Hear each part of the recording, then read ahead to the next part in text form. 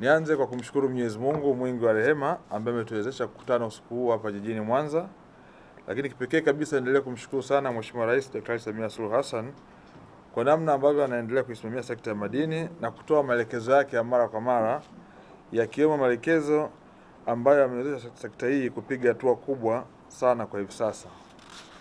Ndugu wanahabari, Wizara ya Madini inapenda kuutaarifu umma wa Tanzania kuwa tarehe 18 mwezi wa 5 mwaka 2025 majira ya saa 7 mchana, maafisa wa usalama kwa kushirikiana na mamlaka zingine za udhibiti walifanikiwa kukamata madini ya almasi ghafi yaliyokuwa kitoroshwa kinyume na sheria na taratibu za usafirishaji wa madini kupitia uwanja wa ndege wa Mwanza. Ndugu wanahabari, katika tukio hilo almasi ghafi yenye uzito wa karati 2729.82 yenye thamani ya dola za Kimarekani 635,887 na senti 66 sawa na shilingi za Kitanzania bilioni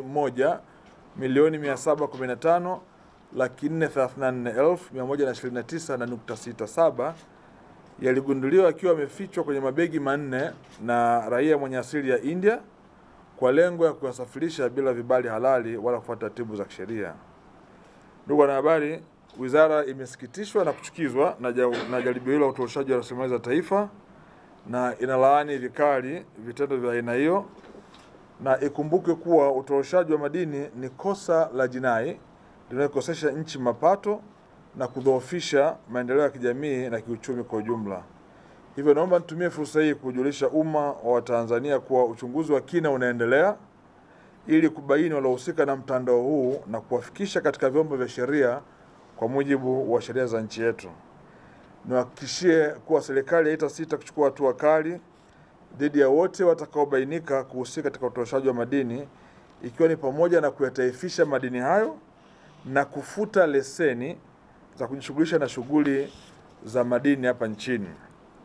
Niwahakikishie kuwa serikali haijalala na inaendelea kufanya operation usiku na mchana kubaini matukio mbalimbali ya aina hii. Nitoe rai kwa wachimbaji na wafanyabiashara wote nchini Tanzania kujiepusha na vitendo vya utoroshaji wa madini ili kuepuka hasara kwenye biashara zao, lakini vile vile kuisaidia nchi yetu kuweza kupata mapato. Ambacho watu wengi wanashindwa kuelewa ni watu kukosa uzalendo, kwa sababu madini haya yakipita katika mfumo rasmi, nchi yetu inapata tozo, kodi na ushuru mbalimbali ambao ndio unakwenda kujenga barabara, unakwenda kujenga hospitali, unakwenda kujenga madarasa na kuleta maendeleo kwa ajili ya Watanzania. Hivyo kama serikali tutaendelea kuhakikisha kwamba tunasimamia kwa dhati kabisa kwa mujibu wa sheria usimamizi wa biashara hapa nchini ili biashara zote zifuate utaratibu. Tuna jumla ya masoko ya madini 43 na vituo vya ununuzi 109 ambapo biashara yote ya madini inapaswa kufanyika katika maeneo hayo. Kinyume na maeneo hayo, mtu yoyote ambaye atabainika anafanya biashara nje ya utaratibu wa masoko na kutorosha madini, kama nilivyosema awali, tutaendelea kuyataifisha na atapata hasara moja kwa moja, kwa sababu kwanza tutachukua madini, hatapata hata sehemu ya madini haya, lakini pia tutamshtaki. Kwa hiyo anakuwa amepata hasara mara mbili. Kwa hiyo nitoe rai kwa wafanyabiashara na wachimbaji wote nchini Tanzania kuendelea kuzingatia sheria zetu ambazo tumeziweka za kufanya biashara katika mifumo rasmi. Hapa nipo na timu yangu ya kikosi kazi, tumetoka Tunduru kwa ajili ya jambo hili, na pale na wafanyabiashara ambao wanakwenda mahakamani muda sio mrefu na maeneo mengine pia, na hivi sasa kikosi na kitoa hapa kinakwenda Nyamongo kwa ajili ya kazi hiyo hiyo. Lengo letu kubwa ni kuhakikisha kwamba tunaimarisha usimamizi wa biashara hii. Ndugu zangu waandishi wa habari, mwaka 2015, mwaka 2016 nchi yetu ya Tanzania ilikusanya maduhuli kwa mwaka mzima ya bilioni 162 tu. Baada ya kufanya marekebisho ya sheria ya mwaka 2017, tukaanzisha masoko ya madini na vituo vya ununuzi.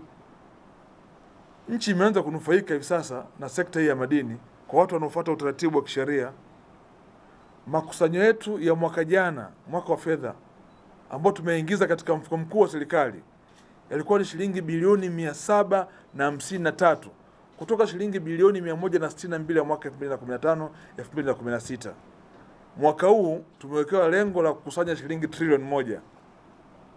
Mpaka leo ninavyozungumza nanyi, tarehe 23 mwezi wa 5 mwaka 2025, tumeshakusanya shilingi bilioni 925.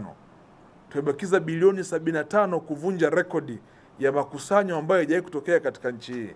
Kwa sababu moja tu kubwa, ni kwa sababu tumefanya udhibiti mkubwa wa kuzuia utoroshaji na kuwafanya watu wafanye biashara katika mfumo rasmi. Kwa hiyo nitoe rai kwa wafanyabiashara wote kuhakikisha kwamba wanazingatia hayo. Sheria inaturuhusu kuweza kutaifisha na kumzuia mtu kufanya biashara hiyo ya madini hapa nchini Tanzania. Kwa kama kuna mtu ambaye yuko tayari kuendelea kufanya biashara hii, aendelee. Lakini pia ajue kwamba lazima atafute biashara mbadala tukimkamata. Kama kuwahi kulima viazi na vitunguu na mahindi, basi aanze kujifunza hivi sasa, maki hatafanya tena biashara ya madini hapa nchini Tanzania. Tutampeleka mahakamani, tutamshtaki, akitiwa hatiani hakikisha kwamba hatapata leseni tena katika nchi yetu ya Tanzania. Nawashukuruni sana, asanteni sana, Mwenyezi Mungu awabariki sana. Nimalizie kama hamna maswali, kipekee kabisa nataka nimshukuru sana Mheshimiwa Mkuu wa Mkoa wa Mwanza na timu nzima ya kamati ya usalama ya Mwanza. Wasingelikuwa wao, zoezi hili lisingefanikiwa. Na kikosi changu pia cha task force pamoja na wenzetu wa uwanja wa ndege wa Mwanza wamekuwa wazalendo kwa kiwango kikubwa sana. Mheshimiwa Mkuu wa Mkoa, mimi nikushukuru sana, timu yako imefanya kazi vizuri sana, kwa sababu tunapata changamoto katika baadhi ya maeneo, imebidi mpaka muda mwingine tutumie nguvu ya zaidi, lakini kwa Mwanza kwa kweli ushirikiano umekuwa mkubwa sana, na kama wizara tunakushukuru sana wewe na timu yako nzima. Tunataka tuifanye Mwanza kwa sababu eneo kubwa la kanda ya Ziwa linachimbwa madini na watu wengi wanaona kama njia rahisi ni kupitia hapa. Mheshimiwa Mkuu wa Mkoa, nafikiri kwa ujumbe huu hivi sasa watatafuta eneo mbadala, kwamba eneo la mkoa wa Mwanza sio la kulichezea wala uwanja wa ndege, kwa sababu ya usimamizi mkubwa ambao mmeendelea kuweka hapa katika mkoa wa Mwanza. Nikushukuruni sana kwa niaba ya wizara, asanteni sana.